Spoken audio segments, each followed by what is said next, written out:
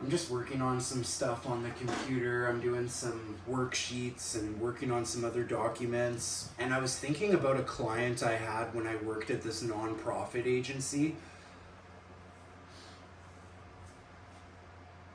When I worked at this nonprofit agency, I had this client who came to see me because he had not had a job for probably like 10 years. So I asked him, like, what's the deal? Why have you gone so long without working? I've heard everything, right? So he basically told me, like, he got let go from his last job. That really hit him hard because he had, like, a lot of love for the people that worked there, and even the managers he had lots of love for. That really hit him hard. I know what that's like. It's really easy to cycle down from there, but that was 10 years ago, and, like, I could still feel he was in pain from the experience. But what had happened in this 10 years is he never got out of that pain. He never transcended from it. He never grew from it. He never used it to his advantage. He let it just fester and make it worse and grow. And it's crazy how one incident can do that, the ripple effect. That is terrifying. Absolutely terrifying. So I asked him, if you could do whatever you want, what would you do? And he told me, and I asked him, why haven't you pursued it? And he said he's depressed.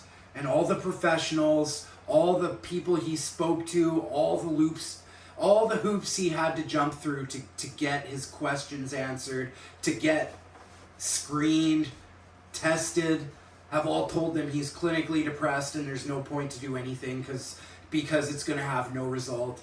So anytime I would suggest anything to him, he always had a reason why it wouldn't work before I could even explain why it might work. I got barely anywhere with this guy. I did him such a disservice. I should have booted him out of that program like instantly, weeks in, for his BS. But I didn't. I kept folding. I kept being the nice guy. I kept allowing him to be right. I didn't want to argue with him. I didn't want any of that. And that's the problem. It's not just my own people-pleasing and manipulation. That's also a societal problem because I could only do so much. Even if I was like way more assertive and way more strict with good intentions, he still always had the upper hand, and he's very smart. And I really like this guy too, so don't get the wrong idea. I'm just explaining the situation. Always they have the upper hand because he can go to above me and get me in trouble for being mean, for telling him the truth. I've seen people lose their jobs for nothing, for having good intentions and saying something good and helping someone and trying to help someone, even if it helps them. I've seen them lose their job over words. So it's like, it's so tough, it's so difficult. I could only get so far with this guy, and he got himself to a pretty good level, and he got himself where he wanted to go financially, and he's doing well.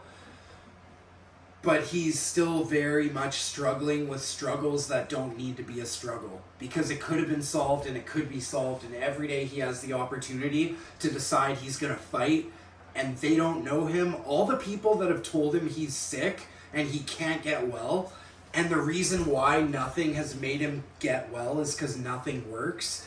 He's allowed them, people that don't even know him or care about him, to dictate how he's going to feel in his own skin, which is going to result in actions he's going to have for the rest of his life. That's heartbreaking. And if there's one thing I could say to this guy, would be to please give yourself the opportunity to challenge those narratives.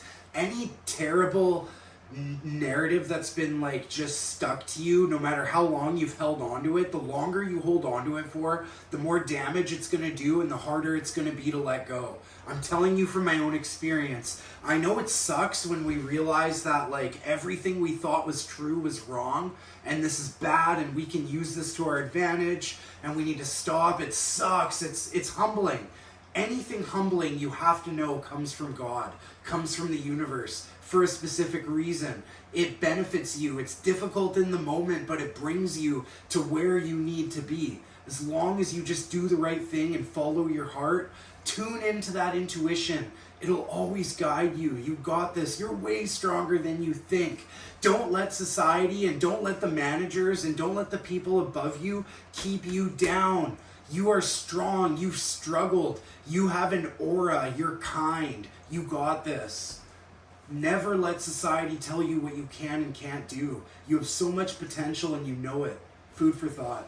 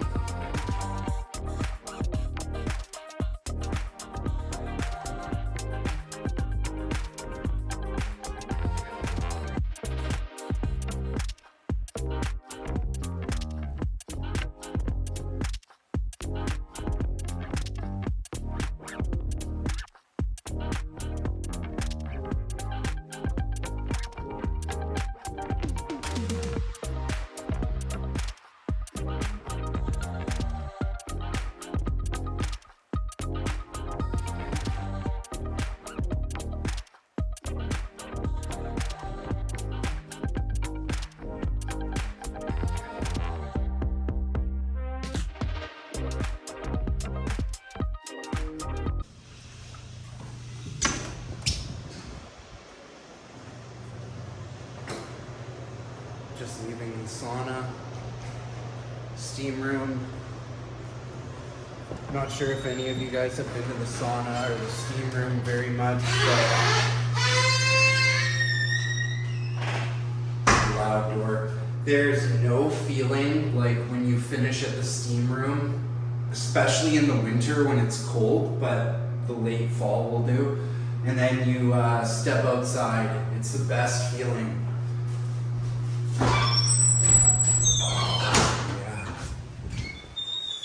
Nice and rainy out here. That steam room gets to like 110 degrees probably, so yeah, there's something to be said about pushing yourself in that extreme heat. And that's actually how I practice discipline too, is I go in the steam room, I tell myself I'm not leaving for 10 or 15 minutes. I don't care, someone's gonna have to pull me out of here, because that's I'm staying for 10 or 15 minutes. Doing that over and over again eventually starts to build discipline in other areas of my life. It's crazy, and I probably sound bonkers, but you gotta try it. And it could be used across many different things. So anyway, that's just what I wanted to say for tonight. So thanks for watching. I hope everyone has a great rest of their night, and food for thought.